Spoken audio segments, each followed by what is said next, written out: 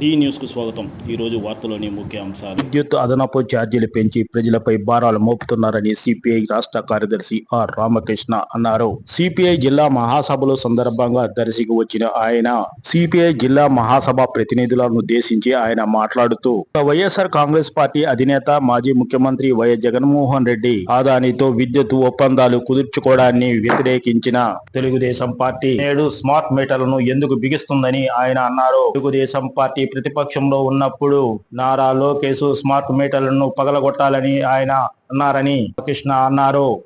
అదానితో కుదుర్చుకున్న విద్యుత్ ఒప్పందాలను రద్దు చేయాలని ప్రభుత్వ కాలంలో ఆందోళన చేసిన తెలుగుదేశం పార్టీ ఇప్పుడు ఎందుకు మీటర్లను బిగిస్తుందని ఆయన అన్నారు. సిపి టీడీపీ రెండు ప్రజలపై భారాలు మోపుతున్నాయని సిపిఐ రాష్ట్ర కార్యదర్శి నారాయణ తీవ్ర స్థాయిలో ధ్వజమెత్తారు. ఆంధ్రప్రదేశ్ ప్రజలపై 1,20,000 కోట్ల రూపాయలు భారం పడుతుందని రామకృష్ణ అన్నారు. ప్రభుత్వం అదానితో చేసుకున్న ఒప్పందాలను రద్దు చేయాలని ప్రభుత్వంపై కోర్టులో కేసు వేసింది తెలుగుదేశం పార్టీ నాయకులు కాదా అని సిపిఐ రాష్ట్ర కార్యదర్శి రామకృష్ణ ప్రశ్నించారు. అధికారంలో ఉన్నప్పుడు జగన్ చేస్తే తప్పు, మీరు అధికారంలో ఉన్నప్పుడు విద్యుత్ ఒప్పందాలను ఎందుకు అమలు చేస్తున్నారని రామకృష్ణ చంద్రబాబు ప్రభుత్వంపై తీవ్ర స్థాయిలో ధ్వజమెత్తారు. రాష్ట్రానికి తాగునీరు, సాగునీరు అందించే పోలవరం ప్రాజెక్టు 150 అడుగుల నుంచి 130 అడుగులకు ఎందుకు తగ్గిస్తున్నారని రామకృష్ణ అన్నారు. మీ ప్రభుత్వం అధికారంలోకి వచ్చి ఏడాది అయినప్పటికీ ప్రజలపై భారాలు మోపుతున్నారని రాష్ట్ర కార్యదర్శి రామకృష్ణ అన్నారు.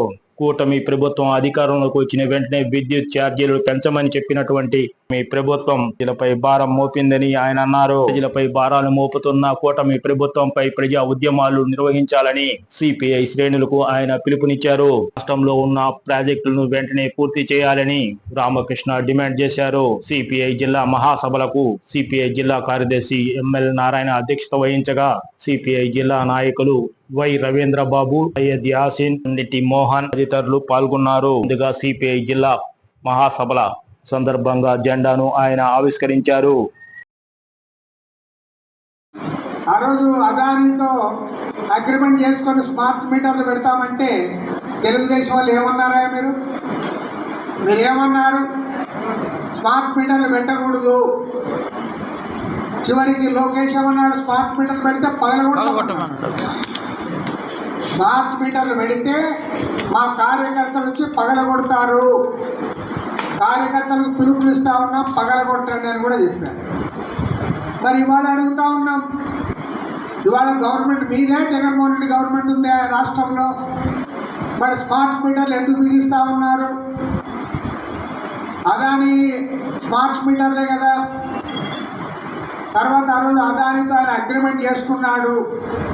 ఈ అగ్రిమెంట్ ఫలితంగా 25 ఏళ్ల పాటు రాష్ట్రంలో ఉన్న విద్యుత్ వినియోగదారుల